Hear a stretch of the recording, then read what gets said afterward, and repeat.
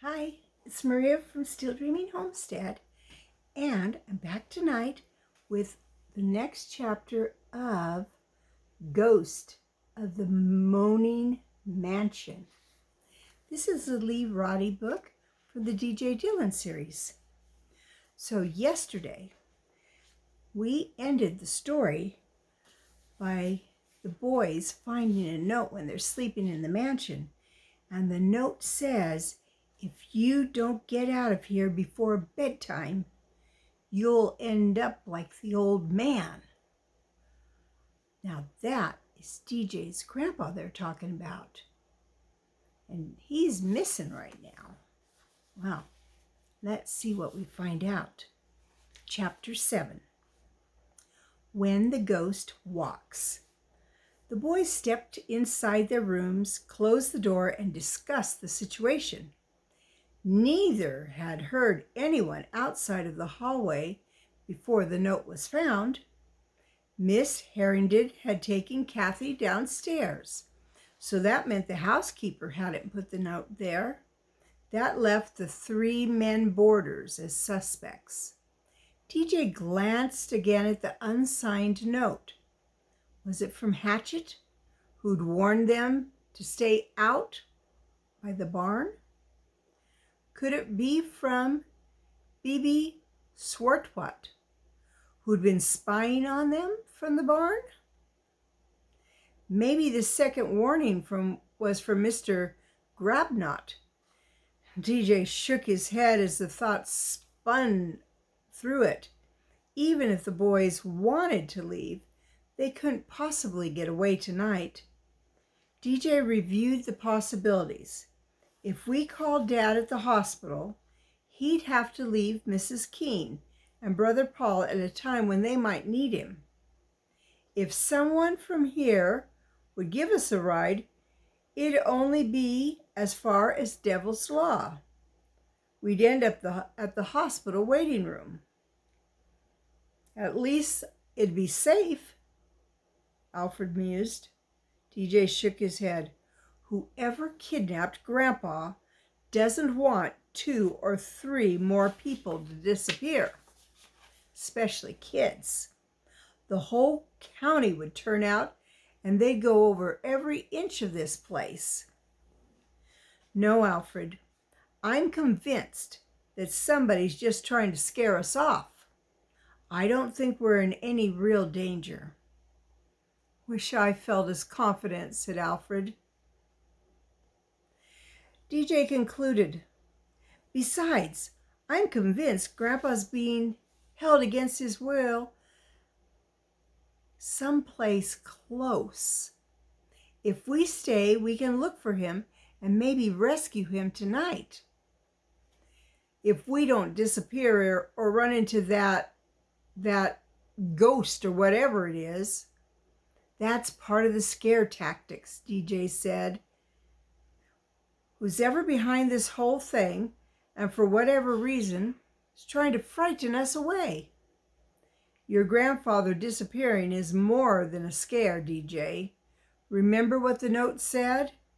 Well, I'm in favor of spending the night, DJ concluded. Now let's go down to supper and act natural. Oh, sure. Alfred scoffed. Sit here there with somebody who's kidnapped your grandfather, warned us not to stay here, and act natural? The mansion's formal dining room had a long table graced with a cloth of Irish linen, flanked by high-backed chairs with a crystal chandelier hanging over the center. There was a sideboard and a leaded glass china chest that reached to within a couple feet of the 12-foot-high ceiling. Let's look up and see what a sideboard is. I'm not sure. One more page. Sideboard, a piece of furniture, sometimes with shelves and drawers to hold table service in a dining room. Sometimes I guess that would sound like a hutch to me. It held silverware, plates, glasses, cups, but they called it a sideboard. DJ had to take a deep breath and force himself to smile as he glanced around the table. Mrs. Harrington sat at the head of the table nearest the kitchen.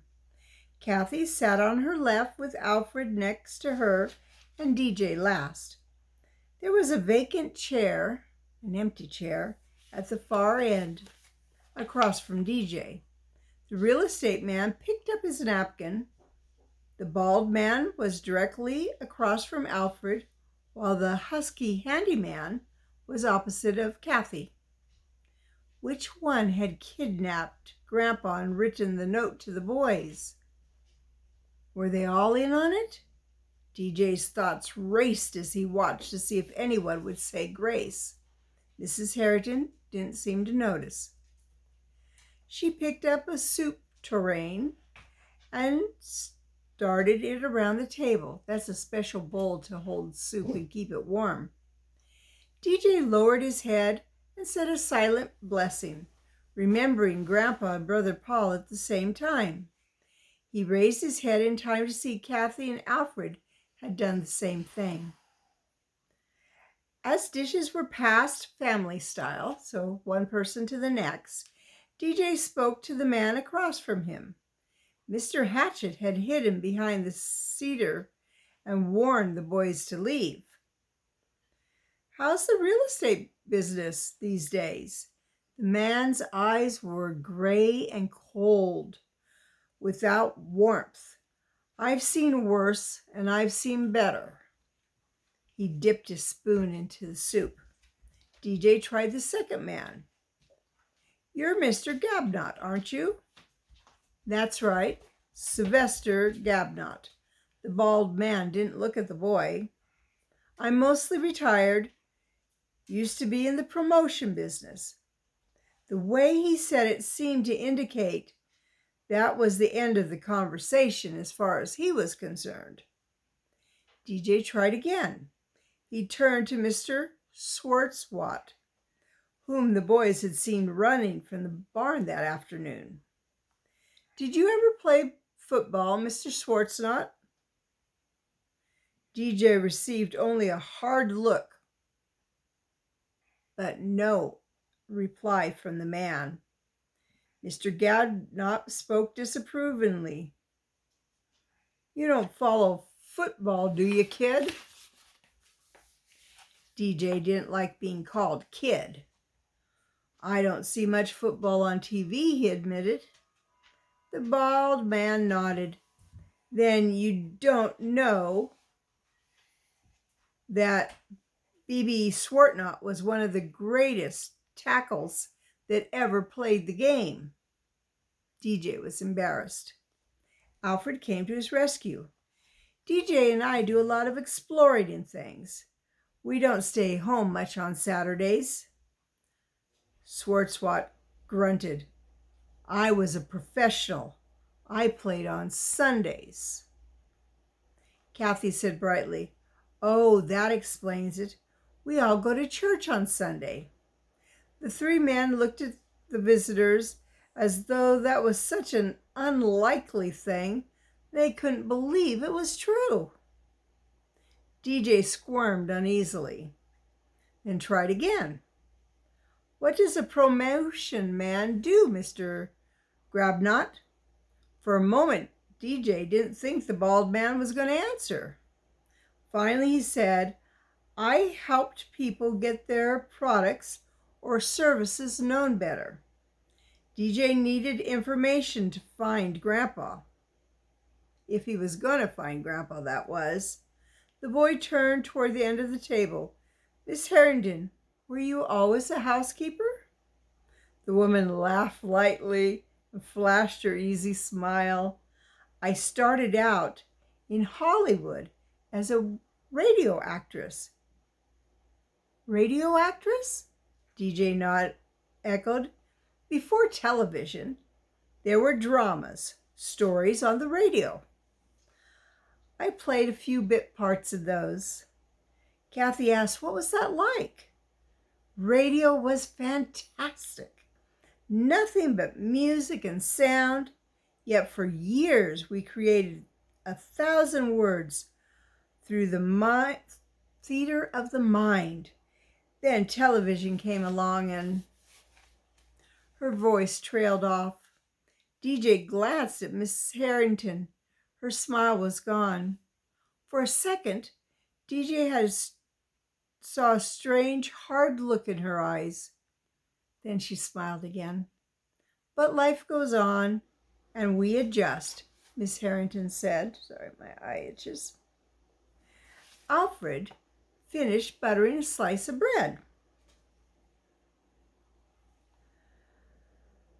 How'd all of you come to live here in this mansion?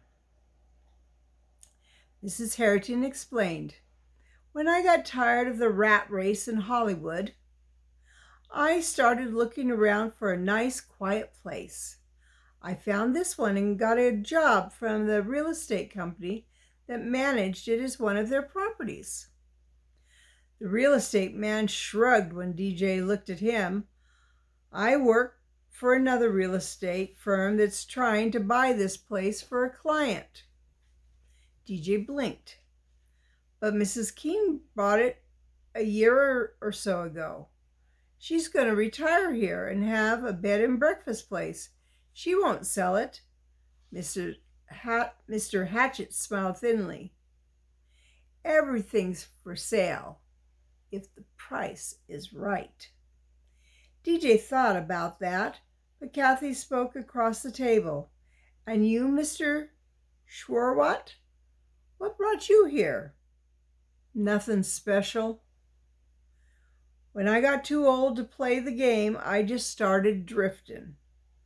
I only knew how to play football, but I'm good with my hands. So the management company hired me to help fix this place up. And, DJ guessed, then Mrs. Keene bought the place and kept you on. The conversation flowed more easily as the meal went on. Still, DJ had an uneasy feeling that the men were still all careful to watch what they said. DJ would have liked to have a handwriting sample from the people who lived at the mansion to compare with the note he'd gotten, but that was impossible.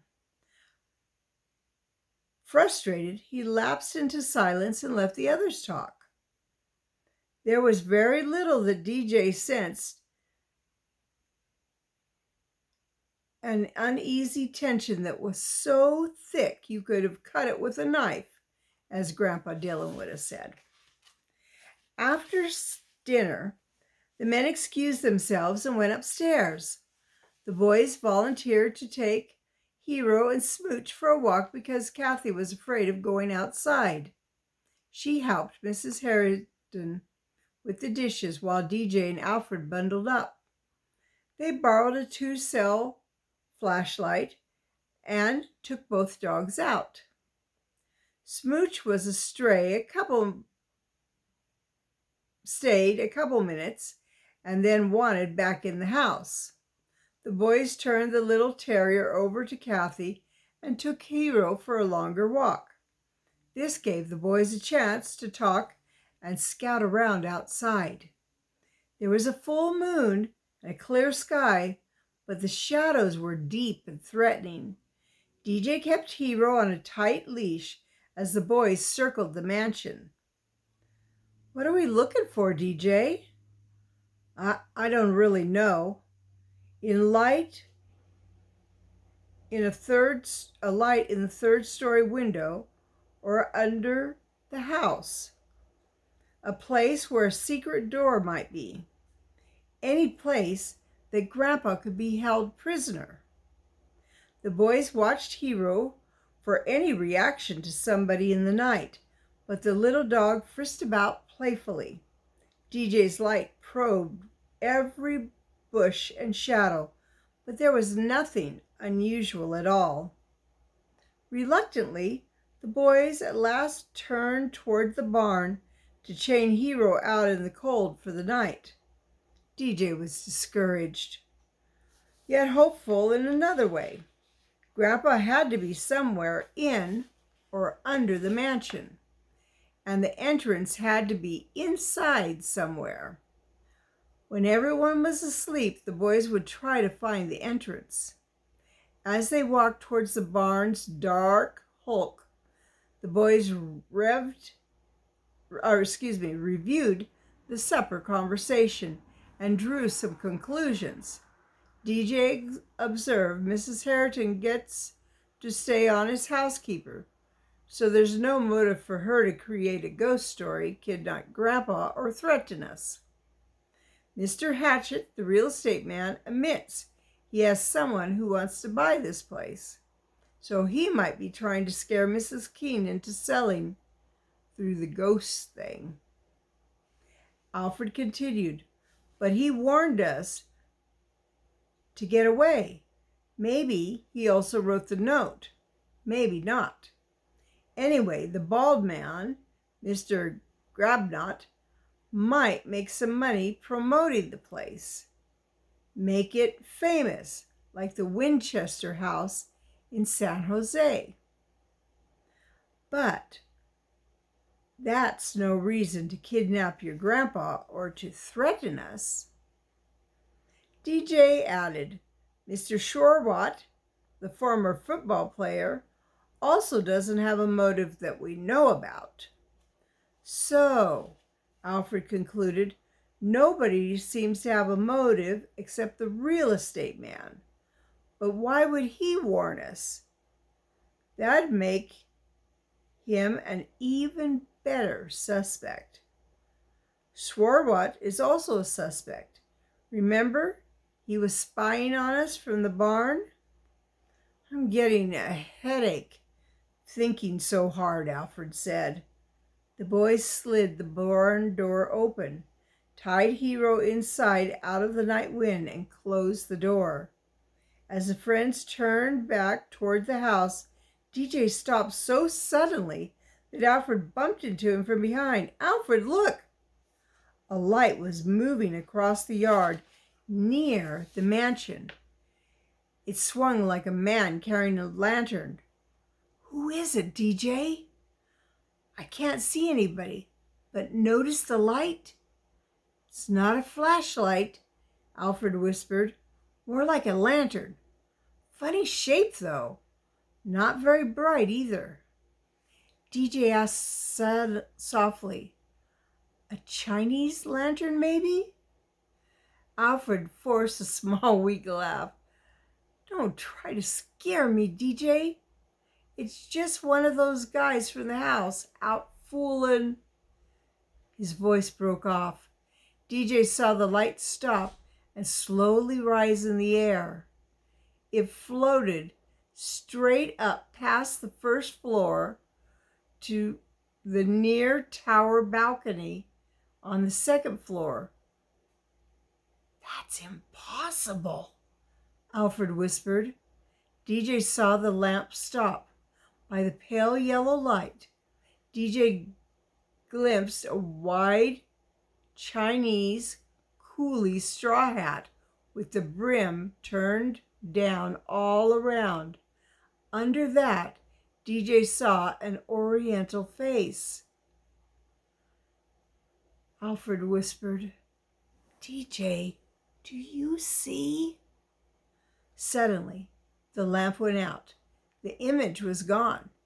DJ snapped the flashlight on the spot. Nothing was there.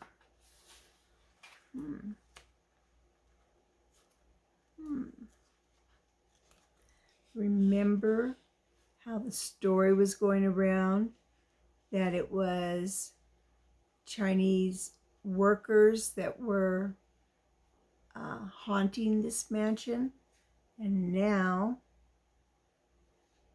this lantern floated up like a Chinese lantern, and there was a man who appeared to look like an Oriental worker from back in the day. We'll see what happens tomorrow. So this is Maria from Still Dreaming Homestead. I love you. I really do. But more importantly, God loves you, and He always will. So I want you to keep dreaming and keep a story in your heart. Good night. God bless you.